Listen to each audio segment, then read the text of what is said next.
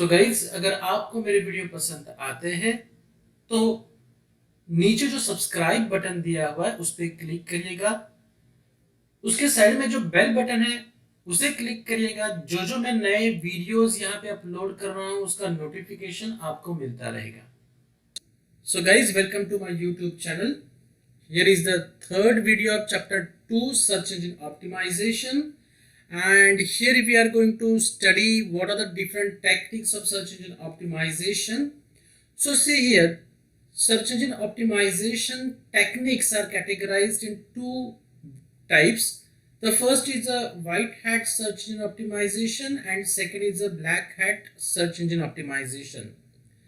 Now in white hat SEO, the first point is given that it is ethical, or it can be said that it is organic, and black hat SEO it is said that it is unethical. देखिए यहाँ पे जो white hat SEO, white hat search engine optimisation है, उसको ethical search engine optimisation कहा गया है और ब्लैक हैट एसईओ को अनएथिकल सर्च इंजन ऑप्टिमाइजेशन कहा गया है।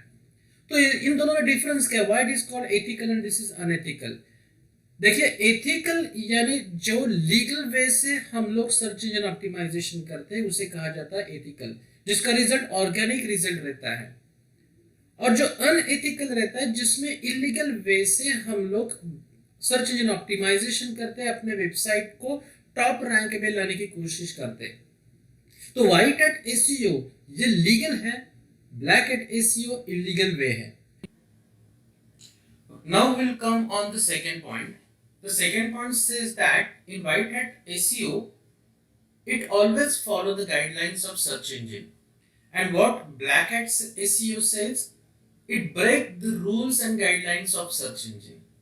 Okay, ये दूसरा पॉइंट है, बहुत इंपॉर्टेंट पॉइंट है। देखिए यहाँ पर क्या कहा गया है इन white hat SEO। White hat SEO में जितने भी गाइडलाइंस, जितने भी रूल्स सर्च इंजन ने दिए हुए हैं वो सब यहाँ पे फॉलो किए जाते हैं। जो भी सर्च इंजन ऑप्टिमाइजर है, जो ऑप्टिमाइज करता है अपने वेबसाइट को, वो सभी रूल्स एंड रेगुलेशंस को फॉलो करता है। जो सर्च इंजन अपने रूल्स रेगुलेशंस देता है अपने एल्गोरिथम में, वो सब रूल्स एंड रेगुलेशंस यहाँ पे सर्च इंजन ऑप्टिमाइजर फॉलो करता है अपने वेबसाइट में। लेकिन ब्लैक हैट एसईओ में क्या कहा गया है कि जितने भी रूल्स एंड रेगुलेशन जो सर्च इंजन ऑप्टिमाइजेशन देते हैं उनको ब्लैक हैट एसईओ में ब्रेक किया जाता है। जो भी वो ऑप्टिमाइजर ब्लैक हैट एसईओ करता रहेगा, वो जितने भी रूल्स सर्च इंजन ऑप्टिमाइजेशन के हैं, गाइडलाइंस दिए हुए सर्च इंजन के, वो फॉलो नहीं करता। ओके, तो इसीलिए वो इलीगल वे कहा जाता है, इसलिए उसको अनएथिकल कहा जाता है। ठीक है, तो व्हाइट हैट एसईओ में जितने भी रूल्स एंड रेगुलेशंस है वो फॉलो किए जाते हैं, ब्लैक हैट एसईओ में वो फॉलो नहीं किए जाते। The third point says that it is slow process but long lasting effect. It gives long lasting effect. And black hat SEO में क्या कहा गया है? It is a quick and unpredictable result but short lasting growth. Okay, दोनों में difference देखिएगा। यहाँ पे व्हाइट हैट एसईओ जो है, व्हाइट हैट एसईओ में जो प्रोसेस किए जाते हैं उसको टाइम लगता है, वो स्लो प्रोसेस है। यानी एक बार मैं अगर व्हाइट हैट एसईओ में सर्च इंजन ऑप्टिमाइज करता हूं अपने वेबसाइट को, तो उस वेबसाइट को टॉप रैंक आने के लिए 2 महीने लग सकते हैं, 4 महीने लग सकते हैं, 6 महीने लग सकते हैं, 1 साल भी लग सकता है। लेकिन उसके बाद जो रिजल्ट मिलता है, यानी एक बार आपके वेबसाइट में टॉप वेबसाइट ने सर्च इंजन रिजल्ट पेजेस में टॉप लिंक ले लिया, तो वो लिंक जो रहेगा वो बहुत डेज या बहुत महीने तक चलता है। जितना आप सर्च इंजन ऑप्टिमाइज करते रहेंगे उतना वो लॉन्ग लास्टिंग इफेक्ट आपको दिखाई देगा। इसके अपोजिट ब्लैक हैट एसईओ में क्या है, आपको रिजल्ट क्विकली मिलता है, अनप्रेडिक्टेबल रिजल्ट मिलेगा। यानी जैसे ही आप ब्लैक हैट एसईओ स्टार्ट करते हो, 5-6 दिन में आपको दिखाई देगा आपकी वेबसाइट टॉप रैंक में दिखाई दे रही है। बट जब सर्च इंजन को ये पता चलता है कि you are using unethical SEO, you are using black hat SEO, ऐसे आप स्टेप्स कर रहे हो जो स्टेप्स सर्च इंजन के खिलाफ है, तो वो जो सर्च इंजन रहेगा वो आपको डिफॉल्टर लिस्ट में डाल देगा। या तो आपकी वेबसाइट ब्लैकलिस्ट में चली जाएगी, या तो आपकी जो वेबसाइट रहेगी वो उस वेबसाइट को वो निचले रैंक तक लाने की कोशिश सर्च इंजन करेगा। Why? Because you are doing something wrong. आप उस सर्च इंजन को फंसा रहे हो, आप उस सर्च इंजन के रूल्स एंड रेगुलेशन को फॉलो नहीं कर रहे हो। तो वो जो एसईओ है वो ब्लैक हैट एसईओ कहलाता है, और ब्लैक हैट एसईओ को जो पनिशमेंट दी जाती है वो पनिशमेंट वो सर्च इंजन देने स्टार्ट करता है। आपको रिजल्ट मिलेगा, 5-6 दिन में आपको रिजल्ट मिलेगा, क्विकली आपकी वेबसाइट टॉप पे दिखाई देगी। लेकिन एक बार सर्च इंजन ने आपको पनिशमेंट देना स्टार्ट कर दिया तो वो जो वेबसाइट रहेगी वो वेबसाइट आपके निचले रैंक को चली जाएगी, और फिर वापस वो रैंक फाइंड करने के लिए आपको बहुत टफ हो जाएगा। ओके, तो ब्लैक हैट एसईओ में क्विक रिजल्ट मिलता है, अनप्रेडिक्टेबल रिजल्ट मिलता है, सडनली आपको टॉप रिजल्ट मिल जाएगा, लेकिन वो शॉर्ट लास्टिंग ग्रोथ रहता है। आपको लॉन्ग लास्टिंग इफेक्ट यहाँ पे नहीं मिलेगा। आपकी वेबसाइट ज्यादा देर टॉप रैंक में नहीं दिखेगी। 1-2 महीने के बाद आपकी वेबसाइट आपको निचले रैंक में पाई जा सकती है। ओके, तो यहाँ पे आपको ब्लैक हैट एसईओ में आपको क्विक और अनप्रेडिक्टेबल रिजल्ट देता है, लेकिन वो शॉर्ट लास्टिंग ग्रोथ रहता है। थर्ड पॉइंट के बाद ये फोर्थ पॉइंट क्या कहता है कि in white hat SEO it build trust and authority, whereas in black hat SEO we already seen that search engine adds website in blacklist. Okay, तो व्हाइट हैट एसईओ जब आप यूज करते हो तो क्या होता है, ट्रस्ट बिल्ड हो जाता है यूजर के व्यू से और सर्च इंजन के व्यू से। आप अगर व्हाइट हैट एसईओ करते हो तो आपके बारे में उस सर्च इंजन के डेटाबेस में या सर्च इंजन के दिल में, या जो यूजर उस सर्च इंजन से आपके वेबसाइट पे रिडायरेक्ट हो रहा है उसके मन में, दिल में ट्रस्ट बनता है। और वो जो ट्रस्ट है वो ट्रस्ट सर्च इंजन में आपकी वेबसाइट टॉप रैंक पाने में काम करती है। ओके, एक ऑथोरिटी जनरेट होती है, आपकी एक रॉयल्टी जनरेट होती है उस सर्च इंजन के डेटाबेस में। यूजर को समझ में आता है कि जो भी कंटेंट इस वेबसाइट में दिया हुआ है वो ट्रस्ट रखने लायक है, उसमें कोई भी फेक कंटेंट नहीं है। ये जो ट्रस्ट है, ये जो अथॉरिटी है वो जनरेट होती है जब आप व्हाइट हैट एसईओ करते हो।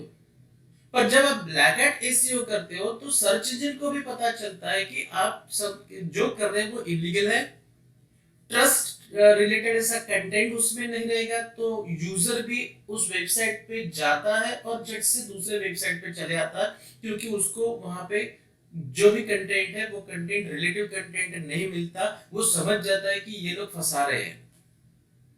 ओके, तो एक ट्रस्ट जो है वो ट्रस्ट यहाँ पे चला जाता है, और सर्च इंजन को समझ में आता है कि ये फंसा रहे तो इनको ब्लैक लिस्ट में डाल दो। और ब्लैक लिस्ट में डालने के बाद कभी कभी ऐसा होता है कि कोई कोई वेबसाइट आपको ब्लैक हैट एसईओ करके टॉप में दिखाई देती है, 1-2 महीने के बाद वो आप सर्च इंजन डेटाबेस से उस वेबसाइट को निकाल लेता है, और वेबसाइट से निकाल लेने के बाद उसका इंडेक्सिंग बंद होने के बाद वो वेबसाइट आपको उस सर्च इंजन में कभी दिखाई नहीं देती।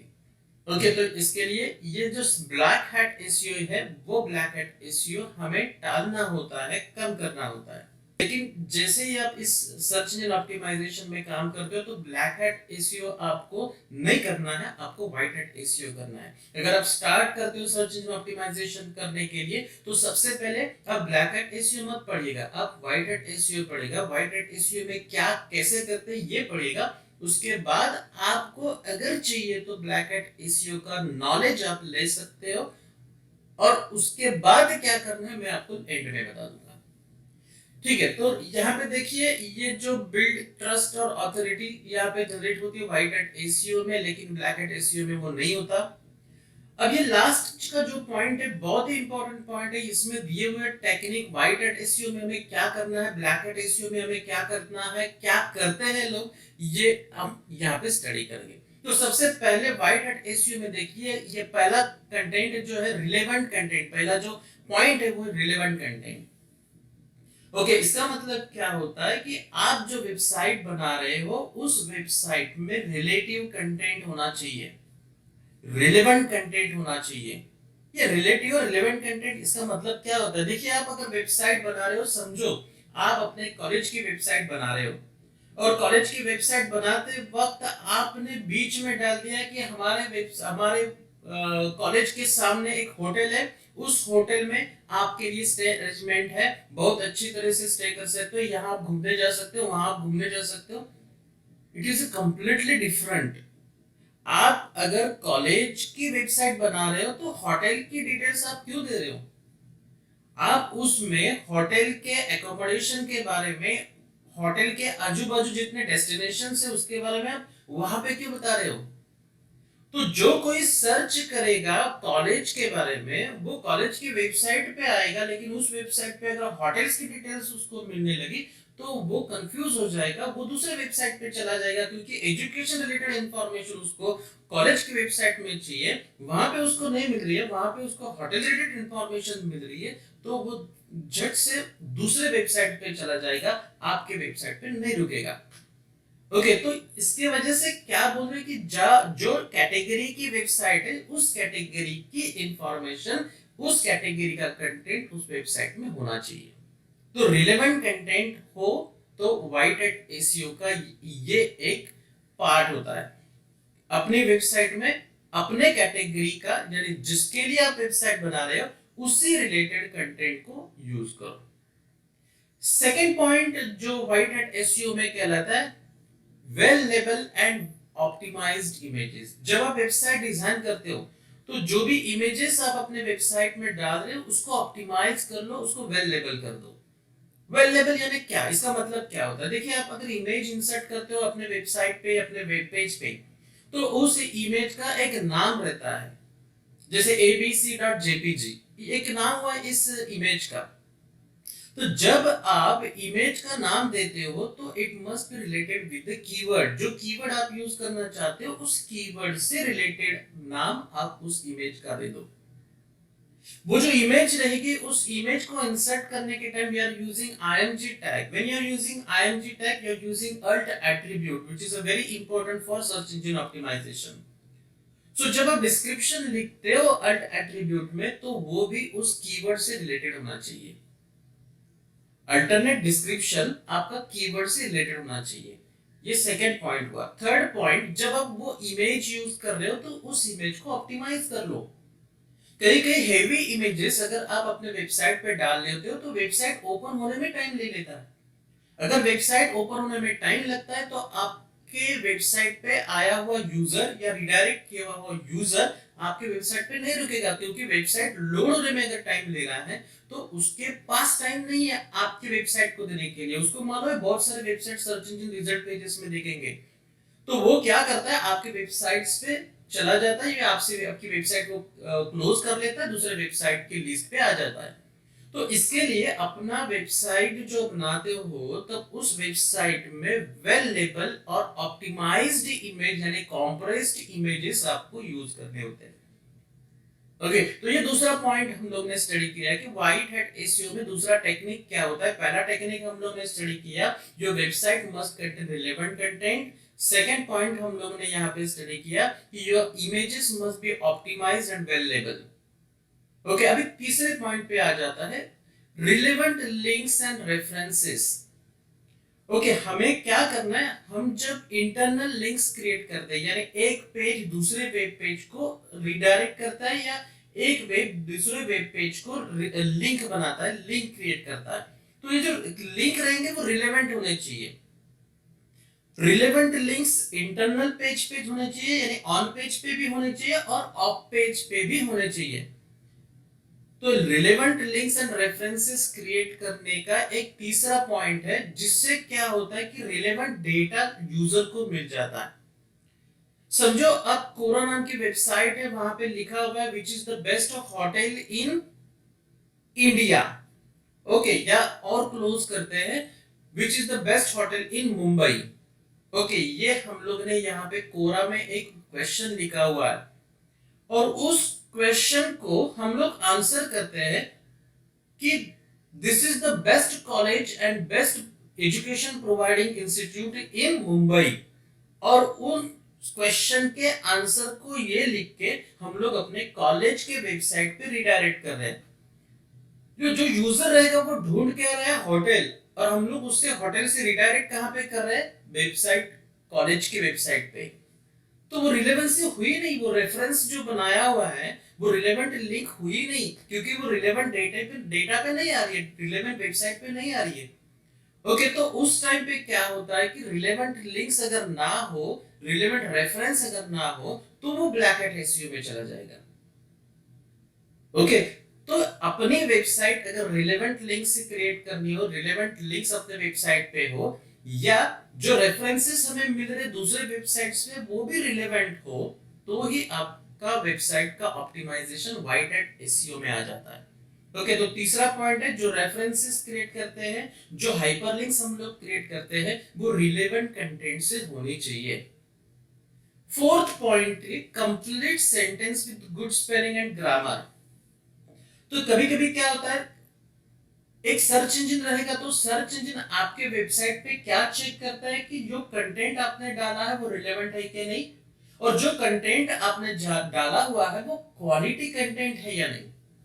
तो क्वालिटी कंटेंट यानी क्या, क्वालिटी का मतलब क्या होता है कि ग्रामेटिकल मिस्टेक उसमें होने नहीं चाहिए।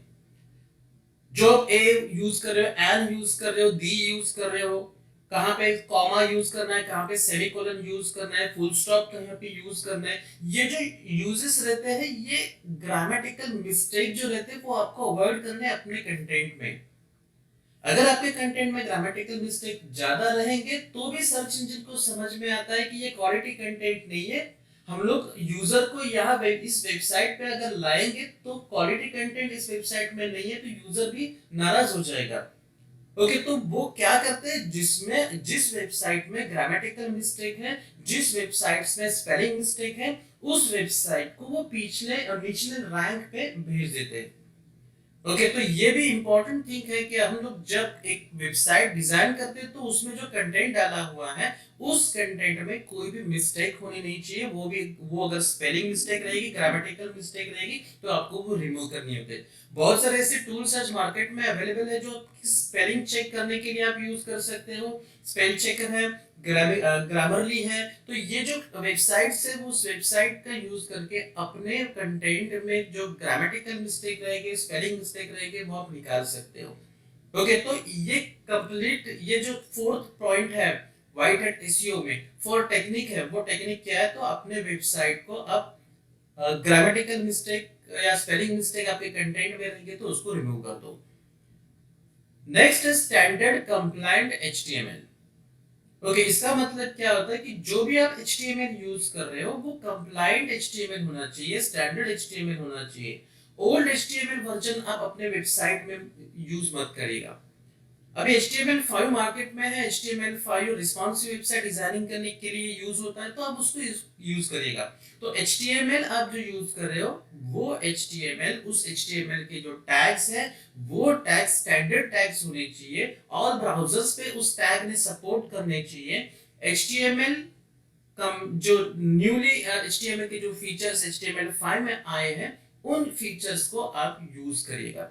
ओके, तो व्हाइट हैट एसईओ में स्टैंडर्ड और कंप्लायंट HTML यूज होना चाहिए। और लास्ट पॉइंट यहाँ पे जो दिया हुआ है, unique and relevant page title. जो आप पेज का टाइटल देते हो वो भी रिलेवेंट होना चाहिए, क्योंकि क्या होता है जब आप सर्च इंजन रिजल्ट पेजेस देखते हो तो एक कीवर्ड अगर आपने सर्च किया तो according to that keyword title आपको जो लिस्ट वेबसाइट की दिखाई देती है, उस लिस्ट में सबसे पहले जो दिखाई देता है वो टाइटल दिखाई देता है। जो टाइटल टैग में आप लिखते हो वो दिखाई देता है। ओके, उसके बाद डिस्क्रिप्शन दिखाई देता है, लेकिन जो टाइटल आप यूज कर रहे हो वो टाइटल आपके कीवर्ड से रिलेटेड होना चाहिए, और कीवर्ड से रिलेटेड होने के बाद जो पेज में आप कंटेंट लिख रहे हो वो पेज में लिखा हुआ कंटेंट भी उस टाइटल से रिलेटेड होना चाहिए। क्योंकि अगर यूजर टाइटल पढ़ के आपके वेबसाइट में आया लेकिन रिलेटिव इंफॉर्मेशन, रिलेटिव कंटेंट उसको उस वेब पेज पे नहीं मिल रहा है, तो वो झट से उस वेबसाइट से जंप करेगा दूसरे वेबसाइट पे। और गूगल जैसी सर्च इंजन उन्होंने उसमें ऐसा एल्गोरिथम किया है, वो नोटिस करता है कि आपके वेब पेज पे यूजर ने कितना टाइम निकाला हुआ है। अगर वो विद इन अ सेकंड उस पेज से निकल आता है तो गूगल झट से समझ लेता है कि यहाँ पे कोई ना कोई ब्लैक हैट एसईओ करने की कोशिश की गई है।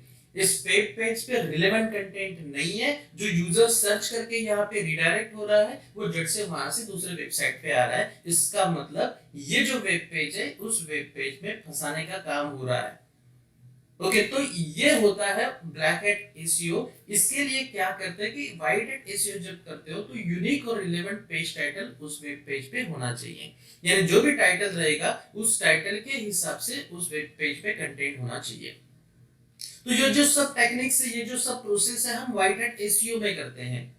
अब हम पढ़ेंगे ब्लैक हैट एसईओ में क्या करते हैं। तो पहला टेक्निक है आर्टिकल स्पिनिंग।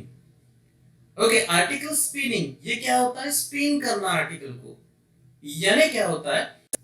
अब हम देखते हैं ब्लैक हैट एसईओ की टेक्निक के बारे में। ओके, तो सबसे पहला टेक्निक यहाँ पे दिया हुआ that is article spinning. Article spinning का मतलब होता है एक वेबसाइट है जिस वेबसाइट पे बहुत अच्छा कंटेंट लिखा हुआ है और वो अच्छा कंटेंट हम लोगों ने कॉपी कर दिया, अपने अपने वेबसाइट पे हम लोगों ने पेस्ट कर दिया, तो गूगल झट से वो पहचान लेता है कि you have copied from other websites. Search engine को ये झट से पता चलता है कि you have copied dot content. Website एक बार इंडेक्स करने के बाद वो कंटेंट और जो ऑलरेडी स्टोर किया हुआ कंटेंट अगर मैच हो रहा है तो सर्च इंजन को झट से पता चलता है कि उन्होंने ये कॉपी किया हुआ कंटेंट अपने वेबसाइट पे रखा हुआ है। और अगर ऐसे वेबसाइट का कंटेंट कॉपी करके आप अपनी वेबसाइट बना रहे हो तो उस वेबसाइट को search engine optimisation top rank कभी नहीं देता। ओके, तो लोग क्या करते हैं, ब्लैक हैट एसईओ टेक्निक में आर्टिकल स्पिनिंग इस टूल का यूज करते हैं। अब ये आर्टिकल स्पिनिंग टूल होता क्या है? तो आर्टिकल स्पिनिंग टूल ये ऐसे वेबसाइट्स रहते हैं, ऐसे वेबसाइट्स टूल प्रोवाइड करते हैं जिस टूल का यूज करके हम लोग एक अच्छे कंटेंट को सिनोनाइम चेंज करके दूसरे कंटेंट में कन्वर्ट करते हैं। यानी कंटेंट जो रहेगा वो कंटेंट सिर्फ सिनोनाइम यूज करके हम लोग उसको चेंज करते हैं। यानी सर्च इंजन को हम ये फंसाते हैं कि कंटेंट का सिनोनाइम यूज करके हम सर्च इंजन को ये दिखलाते हैं कि ये जो कंटेंट है वो फ्रेश कंटेंट लिखा हुआ है, पर ये फ्रेश कंटेंट होता नहीं है, वो कॉपीड कंटेंट ही होता है। सिर्फ हम लोग वर्ड्स चेंज करते हैं।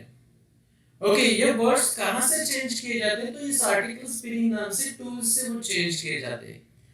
ओके, तो ये टेक्निक है जिस टेक्निक में रेडीमेड वेबसाइट कंटेंट लेके हम लोग आर्टिकल स्पिनिंग टूल में डाल के हम सिनोनाइम्स कन्वर्ट करा के एक फ्रेश कंटेंट क्रिएट करके हम अपने वेबसाइट में डाल देते हैं। ओके, तो ये टेक्निक जब हम यूज करते हैं तो वो ब्लैक हैट एसईओ कहलाती है। जब सर्च इंजन को ये पता चलता है कि आप आर्टिकल स्पिनिंग करके इस कंटेंट को बना रहे हो या आर्टिकल स्पिनिंग का यूज करके ये कंटेंट आपने बनाया है, तो आपका जो वेबसाइट रहेगा वो वेबसाइट को निचले स्केल तक या निचले रैंक तक वो भेजना शुरू कर देता है। दूसरा जो टेक्निक है वो टेक्निक है, एक तो उसे कहा जाता है पेड लिंक्स और it also known as link spam. Okay, यानी क्या होता है, कई कंपनियां हैं मार्केट में जो आपसे कांटेक्ट करके बोलती है कि आपका वेबसाइट का ऑफ पेज ऑप्टिमाइजेशन अगर करना हो, आपके वेबसाइट्स के बहुत सारे लिंक अगर क्रिएट करने हैं तो हम आपको वो क्रिएट करके देंगे। ओके, उसके लिए हमको कोई चार्जेस पे करने होते हैं, जो आप उस कंपनी को चार्जेस पे करते हैं। तो चार्जेस पे करने के बाद आपके वेबसाइट के हजारों लाखों लिंक क्रिएट करके वो अलग अलग वेबसाइट पे दे देते हैं। तो इसमें होता क्या है कि ये जो कंटेंट ये ऑफ पेज ऑप्टिमाइजेशन तो आपका हो जाता है क्योंकि बहुत सारे रेफरेंसेस आपको मिल गए, बहुत सारे लिंक्स आपके क्रिएट हो गए। लेकिन होता क्या है कि वो जो लोग रहते हैं वो जहां पे रिलेटिव कंटेंट ना हो, रिलेटिव लिंक ना हो, वहां पे भी अपने आपके वेबसाइट का लिंक क्रिएट कर देते हैं।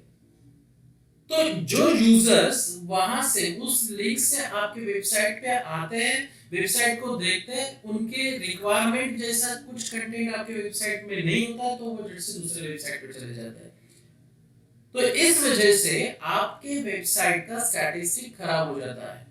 सर्च इंजन में ये पता चलता है कि यहाँ पे यूजर आ तो रहे हैं लेकिन यहाँ से सेकंड में वो दूसरे वेबसाइट पे जा रहे हैं, रुक नहीं रहे इस वेबसाइट पे, तो इस वेबसाइट का कंटेंट क्वालिटी कंटेंट नहीं है। ये सर्च इंजन को ऐसे लगता है और सर्च इंजन आपके वेबसाइट को डिफॉल्ट लिस्ट में डाल देती है। ओके, तो पेड लिंक्स और लिंक स्पैम करके आप पेज ऑप्टिमाइजेशन करते हो, आपके वेबसाइट के लाखों लिंक आप क्रिएट करते हो तो अलग वेबसाइट्स पे, और उसका यूज करके आप ऑप्टिमाइजेशन करने की कोशिश करते हो। ओके, लेकिन ये ब्लैक हैट एसईओ क्यों कहलाता है? क्योंकि you are paying some amount to some companies, those companies are also illegal companies, और वो इलीगल कंपनीज आपके वेबसाइट को इलीगल वे से प्रमोट करके देते हैं। ओके, तीसरा जो है कीवर्ड स्टफिंग। तीसरा जो टेक्निक है जो ब्लैक हैट एसईओ में कहते हैं उसको कीवर्ड स्टफिंग कहते हैं। कीवर्ड स्टफिंग इसका मतलब क्या होता है कि आपको पता है आपके वेबसाइट और आपके पेज पे जो फोकस्ड कीवर्ड है उसकी डेंसिटी 3 to 4% होनी चाहिए। मैक्सिमम हो डेंसिटी तो चलेगा, लेकिन एक लिमिट है, जिस लिमिट को क्रॉस नहीं कर सकते आप। ओके, क्योंकि सर्च इंजन में जब एल्गोरिदम लिखे जाते हैं तो एल्गोरिदम में ऐसा भी कोडिंग किया जाता है कि कीवर्ड की डेंसिटी अगर आपको मैक्सिमम लगे तो वो ब्लैक हैट एसईओ करने की कोशिश कर रहा है, वो web developer black hat SEO technique use कर रहा है, तो उस वेबसाइट को आप पनिश करो। ओके, तो कीवर्ड स्टफिंग में होता क्या कि बहुत सारे कीवर्ड, सेम कीवर्ड्स बहुत टाइम्स से आप अपने कंटेंट में डाल लेते हो। ओके, तो 3-4%, 5%, 6% जितना भी कंटेंट रहेगा उसमें अगर आप स्पेसिफिक कीवर्ड्स का अगर ज्यादा से ज्यादा यूज कर रहे हो तो उसको कीवर्ड स्टफिंग कहा जाता है। लेकिन क्या होता है इस कीवर्ड स्टफिंग का प्रॉब्लम यह है कि कीवर्ड स्टफिंग की वजह से यूजर को ये जो बार बार कीवर्ड पढ़ने से वो बोर हो जाते हैं और वो आपकी वेबसाइट से निकल लेते हैं, दूसरे वेबसाइट पे जाते हैं। ओके, तो कीवर्ड स्टफिंग करने के कारण हम हमारी वेबसाइट जो रहेगी वो वेबसाइट डिफॉल्ट लिस्ट में जा सकती है, क्योंकि आप मोर देन रिक्वायर्ड कीवर्ड्स आप यूज कर रहे हो।